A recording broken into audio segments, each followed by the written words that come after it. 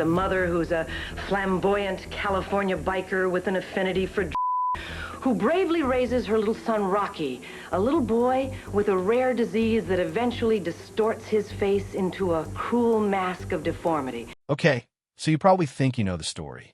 A disfigured boy, a wild biker mom, a tear-jerking Hollywood movie, Sharon Leather, the whole package. But what if the most famous inspirational movie of the 80s only told half the story?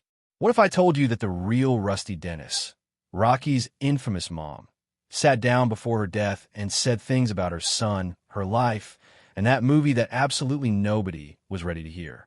Today, we're talking about Roy Lee Rocky Dennis, his mother Rusty, and what she revealed about the truth behind the legend. Who was Rocky Dennis? The real story. Let's start at the beginning, before the movie, before Cher, before any of it. Because to understand what Rusty said, you first need to understand what this family was actually living. Roy Lee Dennis, nicknamed Rocky because as a baby he wouldn't sleep unless someone rocked him, was born on December 4th, 1961, in Glendora, California, to Florence Rusty Tullis and her second husband, Roy Dennis. As a very young child, Rocky had frequent ear and sinus infections. Nothing catastrophic, just a sickly kid. Then, when he was about 2 years old, he went in for a tonsillectomy, and that's when everything changed. The X-ray technologist noticed something wrong with the boy's skull. What followed was nearly a full year of visits to UCLA Medical Center, multiple times a week, until the diagnosis finally came down: craniodiaphyseal dysplasia. 2 words that changed everything. This is a disease so rare that in 1965, when Rusty was first told about it, doctors said only 6 other cases had ever been recorded in all of medical history. 6. In the entire world. The condition causes abnormal calcium deposits to accumulate in the skull.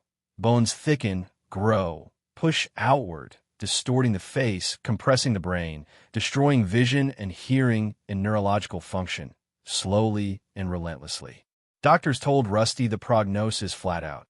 Her son would be blind, likely intellectually disabled, and dead before he turned 7 years old. Dead at 7. But here's the thing about Rusty Dennis. She didn't fold.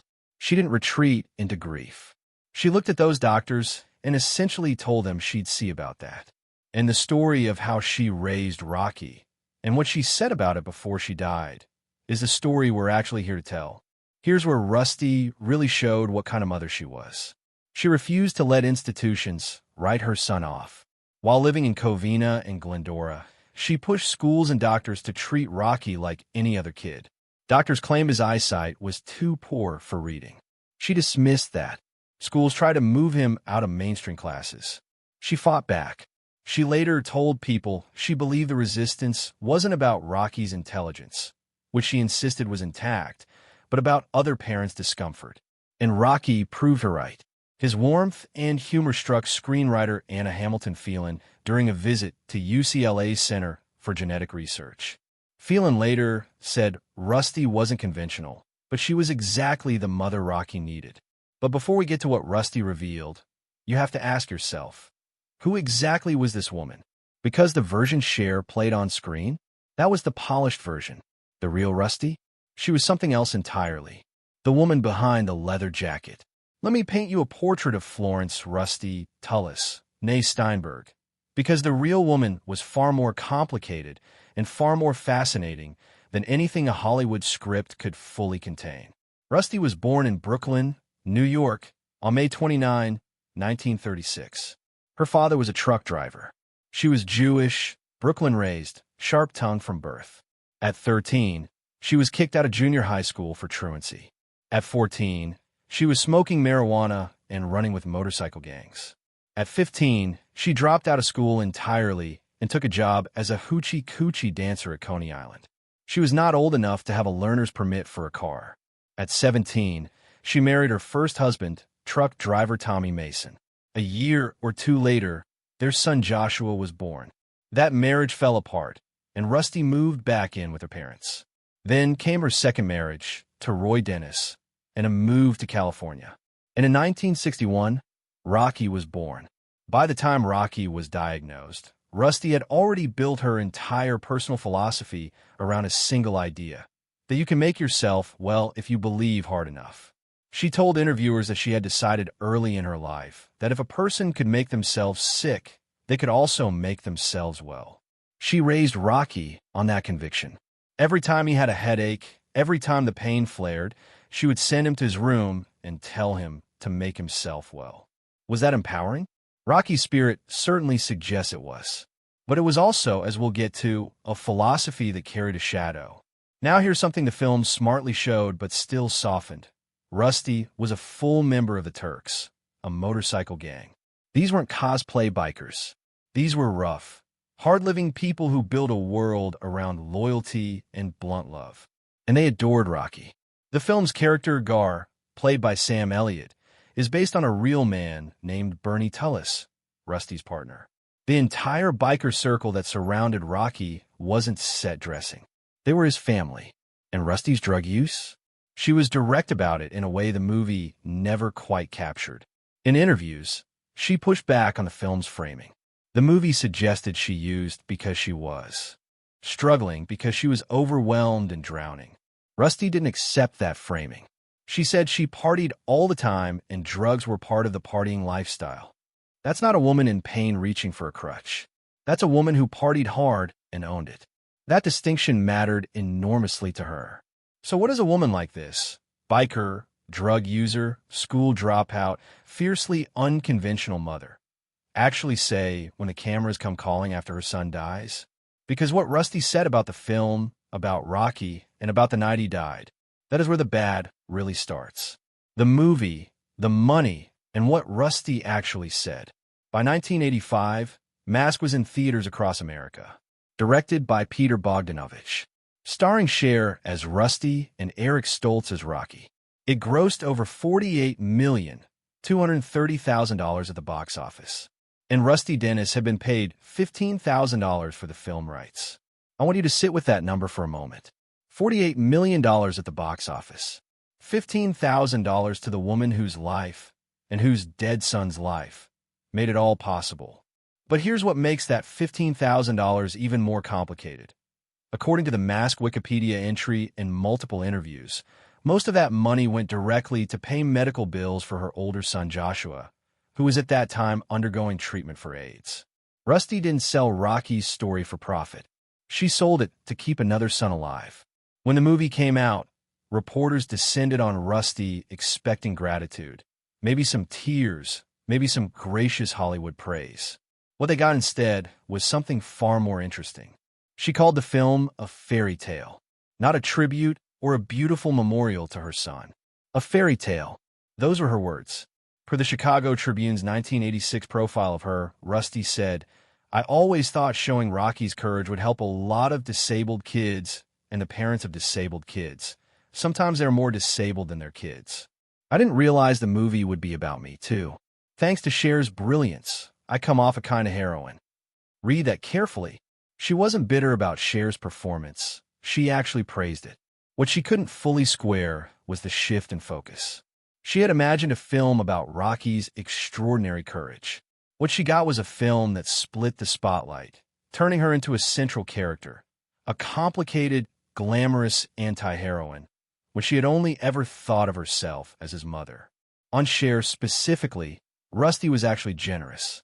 She told the same Chicago Tribune reporter, "Cher depicted the way I am very well. I always thought I was perfectly normal, that the rest of the world is nuts." That line, "the rest of the world is nuts," is as good a distillation of who Rusty Dennis was as anything else on record. The Chicago Tribune also confirmed the two biggest factual departures from reality that Rusty pointed out. First, the film compressed a decade-plus of events into what looks like about a year. Second, and this is the one that clearly stung, her older son Joshua doesn't appear in the film at all. He was simply written out of Rocky's story. Then there was the music. Rocky Dennis loved Bruce Springsteen. He was a devoted fan. Director Peter Bogdanovich built the entire original soundtrack around Springsteen songs. But Universal Pictures couldn't reach a deal with Springsteen's label, Columbia Records, and quietly swapped the music for Bob Seger tracks without telling Bogdanovich. Rusty was not pleased. In a 1985 appearance on the San Francisco talk show People Are Talking, she said flatly, "I don't think Rocky even knew who Bob Seger was. That's a precise, devastating quote. And it was all she needed to say. Bogdanovich was so enraged he sued Universal for $19 million, claiming the music was swapped in violation of his Final Cut privilege. The Springsteen songs were eventually restored for the 2004 director's Cut DVD, 20 years after Rocky's story first reached theaters. But here's what really nobody talks about. Because all of that, the money, the music, the fairy tale, that's complicated. What Rusty said about the night Rocky actually died, that hits different entirely. The night Rocky died and the truth in it. By September 1978, Rocky's health had declined sharply. He was 16 years old, and the disease that should have killed him before age 7 had finally begun to win. He was in a wheelchair in the final weeks. The headaches that had been his constant companion his entire life had escalated to a level that nothing could touch. On October 3rd, September 1978, the family, Rocky, Rusty, and the biker circle around them, went out to a restaurant for dinner. Everyone could see how weak he had become. That evening, Rocky came home with a headache. Rusty did what she had always done throughout his entire life. She sent him to his room and told him to make himself well. He never woke up. Rocky Dennis died the following morning, October 3rd, September 1978, at home, in his sleep. He was 16 years old, nearly 17. He had outlived his death sentence by nearly a decade. Now, the movie shows Rusty discovering his body herself, a raw and devastating scene. In reality, at the time of Rocky's death, Rusty was not at home. She was at her lawyer's office dealing with a drug possession charge. Her partner Bernie, the real-life Gar, called to tell her. That gap between movie and reality matters, not because it makes Rusty a bad mother, but because it reveals how much Hollywood smoothed the edges of an already jagged story. And there's something Rusty said about her parenting philosophy, the make-yourself-well approach she had applied to Rocky from infancy, that deserves to be examined without editorial spin. She never publicly described it as a failure or framed it as guilt. That characterization would be putting words in her mouth. What she did say, plainly and repeatedly, was that she believed in it completely. Whether that philosophy also meant Rocky's pain was sometimes minimized, that is something only Rocky and Rusty knew. What the record confirms is that she never backed away from it, never apologized for it, and believed to the end that it had given Rocky something invaluable, the refusal to see himself as dying. But to fully understand Rusty Dennis, you have to understand Joshua, because the brother the movie erased is the key to understanding almost everything else, including why she sold Rocky's story in the first place. Joshua, the son Hollywood left out. Joshua Mason was Rusty's first son, and Hollywood erased him from Mask. That omission reportedly bothered her. In 1985, Joshua was a writer in San Francisco. A year later, he was diagnosed with Kaposi's sarcoma, the cancer widely associated with AIDS during the mid-1980s crisis. He was openly gay and described his mother as supportive, though she hoped for grandchildren and once suggested a sperm bank. Joshua died in 1987 at 32. Rusty had now lost both sons. According to Mask records, most of the film rights money she received went toward Joshua's medical bills. She sold one son's story to try to save the other. In a Chicago Tribune interview, she once said, "Joshua doesn't believe in dying, and neither do I." And so, by the time it was Rusty's turn to face the end, what did she leave behind? What did this defiant, complicated, impossible woman say when the clock was running out? Rusty's final chapter. After Rocky died, Rusty moved to San Francisco and took up Buddhism. She worked as a counselor helping drug addicts. She had plans at the time of the film's release to work at the Shawnee Project, a workshop for the terminally ill, including AIDS patients. The woman who had once been defined entirely by chaos was, by 1985, building something quieter. She still rode motorcycles. On October 14, 2006, Rusty, then going by Florence Tullis, was riding her three-wheel motorcycle when a right tire fell off. She lost control. The bike struck a curb. Her body slammed into a telephone pole. What makes the aftermath harrowing is that no one knew. Friends and family had no idea until a brief item in the San Gabriel Valley Tribune mentioned an unidentified 70-year-old woman injured in a motorcycle accident. They connected the dots and went to her. She had broken both legs and suffered a punctured lung. She survived the initial accident. She was Rusty Dennis, of course she did, but the resulting infection was the thing that could not be fought off. Florence "Rusty" Tullis died on November 11th, 2006, at Beverly Hospital in Montebello, California. She was 70 years old. Before she died, she never stopped being exactly who she had always been. She said Rocky's death was just another place to go, and he loved going places. And she said that death was something she and Joshua simply did not believe in. She never asked, why me? Not once. Not for Rocky. Not for Joshua. Not for herself. The Chicago Tribune profile described her in 1986 as a 49-year-old Jewish mother, former drug addict, go-go girl, and Shackley product distributor, living in a good housekeeping neat biker crash pad in San Francisco's ethnic Mission District, with one nephew and 3 bikers named Pelican, Lenny, and Steve. That description is one of the great character portraits in American journalism, because it's absurd and it's real, and it somehow explains everything. And so with all of that on the table, all the mess, the truth, the gaps between the movie and reality, what does it actually mean? The legacy, and what it all really means. Here is what the verified record shows us when we strip away the Hollywood gloss.